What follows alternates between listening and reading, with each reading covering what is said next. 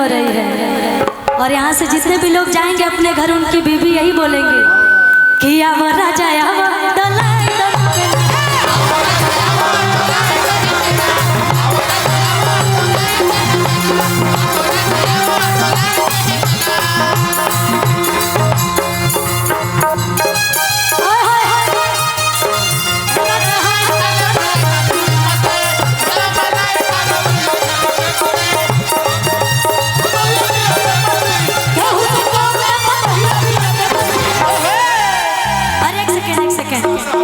जो हमारे चाचा जी, मोछ वाले चाचा जी बैठल बने, चाची जान तरीका कही है कि बुढ़वा मलाई खाला बढ़िया खा ले लो,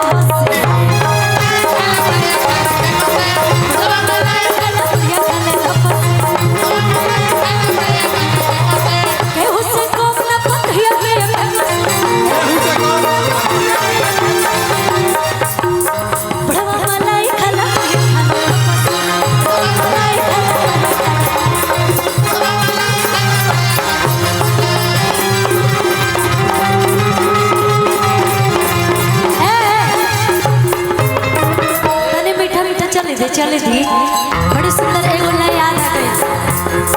और केहू के भी गीत हो, अगर वो गीत दिल के छू जाला ना तो भैया हम गावे जान तनी कौन कि छोड़े गवना हरि में हरि या भैला गुलाबरी के हो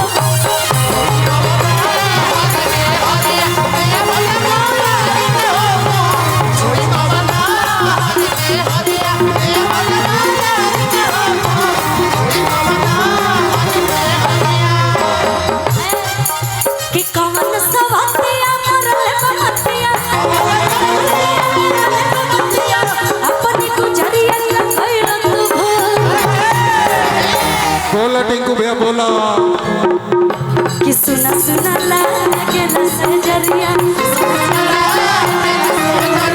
पिया भइला गुलाबरी के हो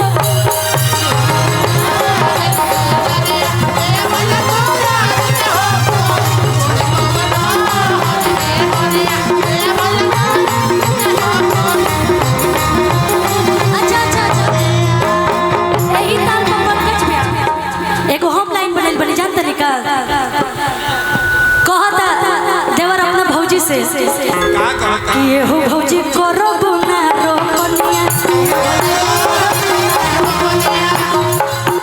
ता बोला ना सुधनिया